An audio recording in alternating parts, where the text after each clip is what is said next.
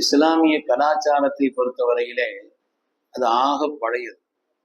கிட்டத்தட்ட 1500 ஆண்டுகளை நெருங்கிவிட்ட ஒரு பழைய காரியம். ஆனால் அந்த பழமை எந்த நவீனங்களுக்கும் ஈடுபடுக்கும், எந்த புதுமைக்கும் ஈடுபடுக்கும். அது பழமை என்ற காரணத்தினால், பழையது என்ற காரணத்தினால் புதிதான ஒரு விஷயங்கள் வந்து அந்த பழமையை மாற்றி விடாது. இன்னும் சொல்ல போனால், பழையதாக எதை நமக்கு மார்க்கம் சொல்லி தந்திருக்கிறதோ அதை வலுவூட்டக்கூடியதாக, அதை இன்னும் வலிமைப்படுத்தக்கூடியதாகத்தான் இருக்கு. அதனால்தான் நமது உயிரினும் மேலான கண்மணி ரசூலுல்லாஹி ஸல்லல்லாஹு அலைஹி வஸல்லம் சொன்னார்கள், உலகத்தில் உண்டான கலாச்சாரங்களில் எல்லாம் ஆக சிறந்த கலாச்சாரம் ஹைருல் ஹதி ஹதி முஹம்மதின் ஸல்லல்லாஹு அலைஹி வஸல்லம் சொல்லி தந்த கலாச்சாரம் தான் உலகத்திலே ஆக சிறந்த கலாச்சாரம் என்று சொன்னார். மன் கால ரதீது பில்லாஹி ரப்பன் வபில் இஸ்லாமி தீனன் வபி முஹம்மதின் ஸல்லல்லாஹு அலைஹி வஸல்லம் நபியா வஜபத் லஹுல் ஜன்னah.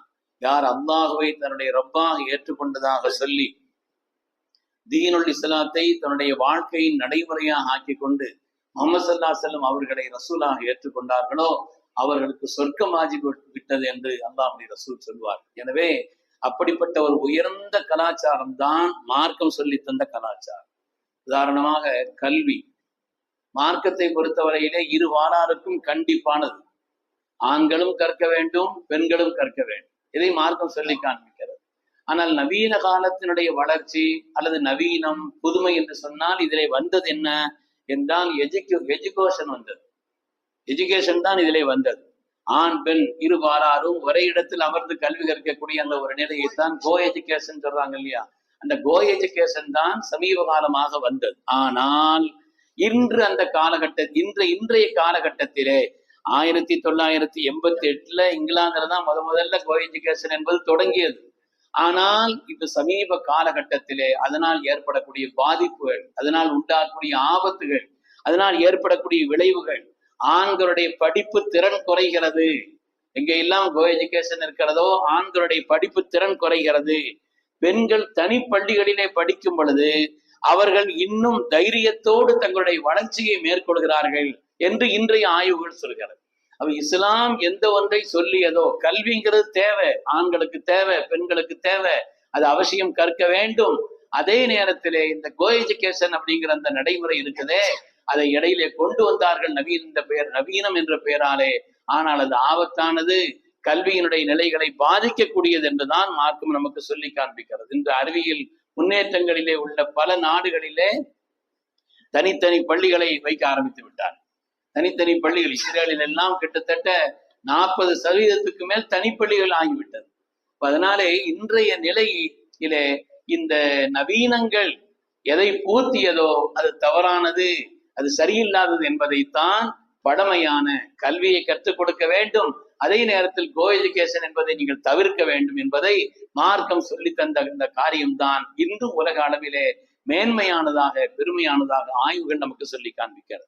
அது மாதிரி இஸ்லாத்தில் என்னென்ன பழமைன்னு சொல்லப்பட்டதோ, உதாரணமா ஹத்னா, ஸல்லல்லாஹு அலைஹி வஸல்லம் சொல்வார்கள், அர்பஅன் மின் சுனனில் முர்ஸலீன், 4 காரியங்கள் எல்லா நபிமார்களுடைய சுன்னத்துன்னு சொன்னாங்க. 4 காரியங்கள், ஹிதான் வ தஅத்துரு வ சிவாக் வ நிகாஹ், ஹத்னா செய்வது, விருத்த சேதனம் செய்வது என்பது எல்லா நபிமார்களுடைய சுன்னத்தாக இருக்கிறது. நறுமணம் பூசுவது என்பது நபிமார்களின் சுன்னத்தாக இருக்கிறது. அது மாதிரி நம்முடைய பல் நாவு இதை சுத்தம் செய்வது என்பது நபிமார்களுடைய சுன்னத்தாக இருக்கிறது. அதே போல் நிக்காஹ் செய்வது இது நபிமாருடைய சுன்னத்துன்னு சொல்லாதுன்னு சொன்னாங்க. இதிலே ஒவ்வொன்றையும் எடுத்து பார்த்தால் ஆக பழமையானது, எல்லா நபிமார்களும் மேற்கொண்டது என்று சொன்னாலும் கூட அதுதான் நவீன காலகட்டத்திலே கூட அது மேன்மையை, அது பழையது என்ற காரணத்தினால் அதை தள்ள வேண்டும் என்ற ஒரு நிலை இல்லை.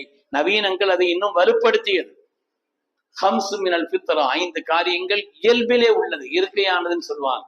அல் ஹிதான் வல் இஸ்திஹ்தாத் வ தக்லீமுல் அத்ஃபார் வ நத்ஃபுல் இபுத் வ கஸ்ஸு ஷாரி, ஹத்னா செய்வது, அது மாதிரி அக்குள் முடி எடுப்பது, நகங்களை வெட்டுவது, கம்கட்டுடைய முந்தி எடுக்கிறது, நகங்களை வெட்டுவது, அது மாதிரி அடிமுடியை எடுப்பது, கஸ்ஸு ஷாரி மீசையை குறைப்பது, இதுவெல்லாம் இயல்பான ஒரு காரியம் என்று சொல்லி காண்பிக்கிறது.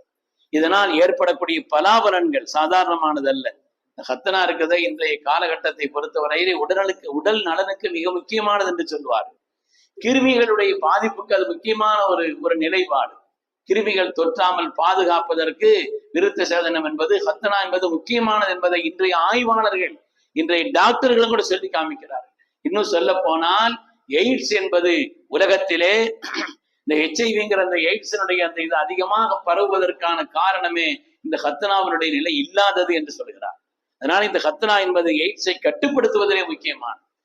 மார்க்கம் எதையெல்லாம் பழமையானது என்று சொல்லி தந்திருக்கிறதோ அது ஒவ்வொன்றையும் எடுத்து பார்த்தால் நவீனத்திற்கு எந்த விதமான குறைபாடுகளும் இல்லை என்பது மாத்திரமல்ல, நவீனங்களும் கூட அந்த பழமையை வலியுறுத்தக்கூடியதா.